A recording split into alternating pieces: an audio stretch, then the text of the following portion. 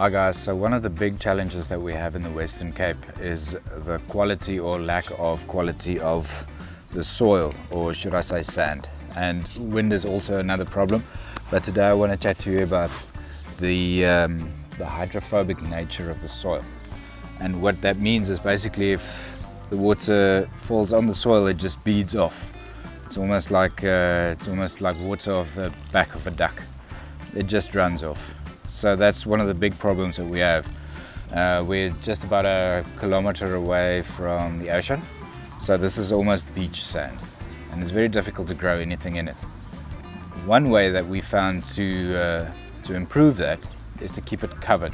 No matter what grows, just let it grow, and don't mow your lawn too short, because that lets it dry out. Another thing that we do is we make compost. As much compost as we can. I'll cover that in another video. But the hydrophobic nature of the soil is really a big challenge.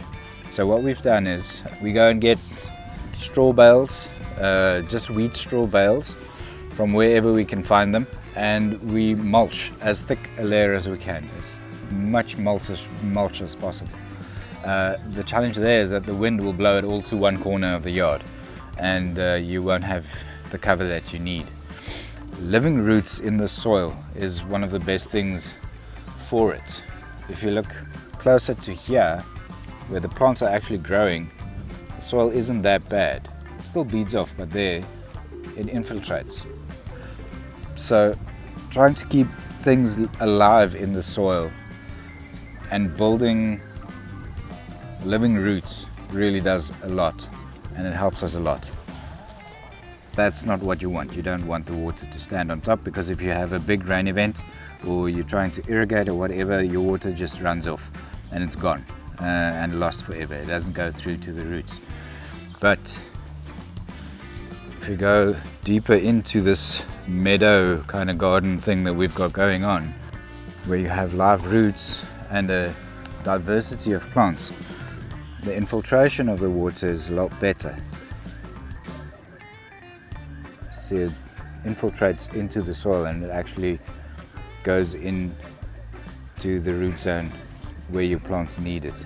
Now you will also notice that we have quite a bit of we haven't been here that long, but I mean we're trying to build a layer on top of the sand to get the soil a bit better, to improve it. But it's early days still. See, if you go a little bit deeper, it really turns into sand. And that's one of our main challenges. So we're just trying to keep that covered as much as possible. And biodiversity in your planting is obviously good. So we've got grasses, we've got flowers, broadleaf stuff, all sorts of things. Last summer we had clover and vetch, and this I think is a kind of it's got a leguminous seed to it. So obviously you have different kinds of roots in the soil.